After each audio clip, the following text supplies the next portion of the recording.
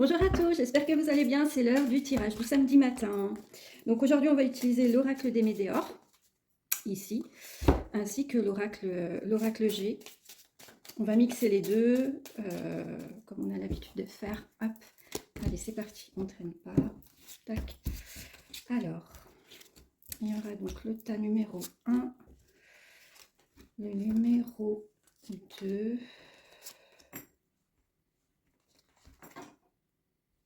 et le 3. Je vous laisse réfléchir, essayer de voir lequel du numéro 1, 2 ou 3 vous appelle. Visuellement, peut-être, laissez venir à vous un de ces chiffres. Je vous montre, mais bon, ça ne va pas changer grand-chose. Le tas numéro 1 ici. Le tas numéro 2 est ici. Et le numéro 3 est là. Voilà, c'est parti, on y va. Si vous avez choisi le tas numéro 1.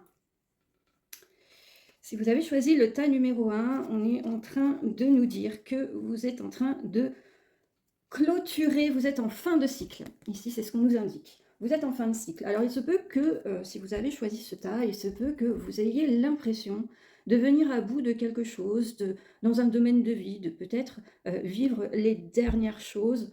Donc, on peut parler du sentimental, on peut parler aussi du professionnel, parce que là, en fait, ça peut nous parler d'une reconversion, ça peut nous parler d'un nouveau départ dans un domaine de vie, ça peut nous parler aussi d'un déménagement. Ça peut nous parler, vous voyez, tout ce qui va prendre fin pour donner naissance à autre chose.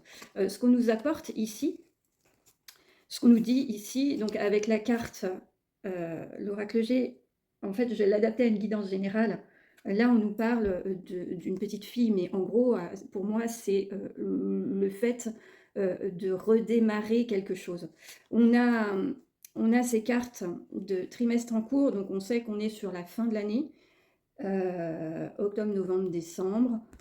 Là, on a la fin du cycle, donc on vient fermer un chapitre de vie pour en ouvrir un autre derrière. Cette carte-ci, elle nous dit que c'est vraiment quelque chose d'imminent, quelque chose qui est en train de... vous en êtes peut-être qu'au balbutiement de cette espèce de reset, mais c'est quelque chose qui va se prononcer assez rapidement. Et en fait, là, ben, voilà, vous l'adaptez à votre situation. Mais moi, je ne peux que relier ça à la numérologie. À la numérologie, on a des cycles de 9 ans. Et voilà, et donc tous les 9 ans, on vient clore un chapitre, on vient clore un domaine de vie, on vient clore une situation. Enfin, derrière ça, il y a forcément une renaissance, quelque chose de plus beau, quelque chose de plus sympa à vivre.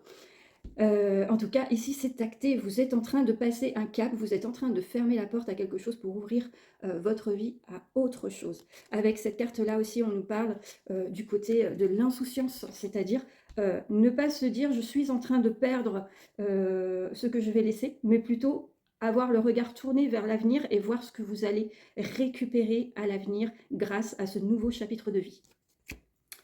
Ça, c'était pour le premier tas. Pour le deuxième tas, on nous parle du travail ici, on nous parle d'une collaboration. On nous parle aussi, ça peut être soit le travail, soit... on peut le lire comme travailler sur soi dans le domaine amoureux, ok? Mais on peut le lire aussi comme une collaboration au niveau du travail. Et là, en fait, on est en train de nous mettre en garde, puisque on a... c'est marrant parce que je crois qu'on l'avait déjà... il me semble qu'on l'avait déjà la semaine dernière. Les fausses paroles et le ralentissement. On l'avait avec l'ex-partenaire. Ça me parle. Ouais. Donc on a à nouveau les fausses paroles et le ralentissement. Donc en fait ici c'est une mise en garde. Donc on peut parler d'amour. Ne pas se laisser berner par les belles paroles. Peut-être s'attacher plus aux faits, aux actes qu'aux belles paroles. On peut parler du travail aussi. Faites attention, peut-être qu'on vous fait miroiter quelque chose qui ne prendra pas jour, en tout cas pas jour tout de suite. Donc en fait, ce deuxième tas-là, il invite un peu à la méfiance. Tout ce qui paraît peut-être un peu trop beau, un peu trop tombé du ciel de nulle part, et un peu trop inattendu, on se méfie. On se méfie parce que quand cette carte-là tombe dans un tirage, c'est pour dénoncer quand même une situation qui n'est pas clairement saine à la base. Donc on fait attention, surtout que derrière il y a la carte du ralentissement, encore une fois, et qui nous dit que finalement, s'engouffrer dans peut-être cette relation ou cette direction, en tout cas, ça peut venir apporter des blocages derrière. Donc on reste vigilant. Et enfin, le troisième. Le troisième tas, ok. Le troisième tas, on nous parle du couple. On nous parle du couple ici. On nous parle aussi du côté indépendant. On nous parle d'une libération et de la protection. Donc en fait, qu'est-ce qu'on est en train de nous dire ici? On nous dit...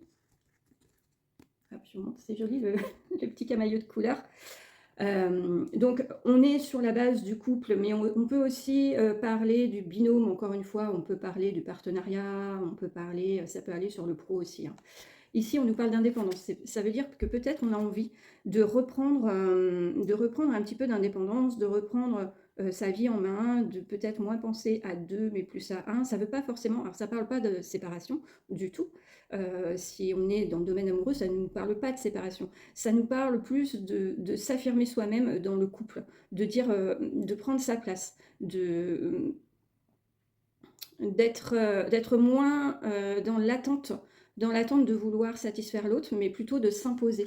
Et en fait, on voit qu'avec ce schéma, cette prise de décision, cette prise de parole, peut-être, en tout cas, prendre sa place au sein soit d'une association, soit d'un couple, soit d'une coopération, soit d'une collaboration, finalement se libérer par la parole, se libérer par les actes et dire, voilà, je me positionne un petit peu plus, j'accepte de prendre la place que je dois avoir dans le couple, parce que dans un couple, c'est pas tout l'un qui est en avant et puis l'autre qui s'oublie, il faut que ce soit harmonieux et équilibré. Et bien en fait, le fait d'agir comme ça, on voit que vous êtes en train de vous libérer peut-être d'un schéma répétitif, vous vous libérez d'un blocage, vous vous libérez de... oui, d'un schéma. Alors après, ça peut renvoyer à d'anciennes histoires d'amour où on ne vous a pas forcément laissé la place de l'indépendance, où on vous a toujours demandé de passer au second plan. Et puis finalement, vous décidez de, cette fois, vous affirmer, et en prenant cette décision, en vous positionnant de la sorte, eh bien, vous êtes en train de lever un blocage et en train d'avancer finalement sur votre destinée. Ici, on a la carte de la réalisation et de la protection, et quelque part, ça vient nous éclairer sur le fait que peut-être cette situation de départ, vous voyez, ce couple que vous êtes en train, ou cette collaboration, etc., vous avez compris, hein, ce binôme que vous êtes en train d'expérimenter, en train de vivre, peut-être qu'il est là justement pour vous faire prendre conscience que vous avez des choses à travailler sur vous, que vous avez une place à prendre, et que le fait d'être en couple ne veut pas forcément dire s'oublier soi-même, d'accord? Donc ici...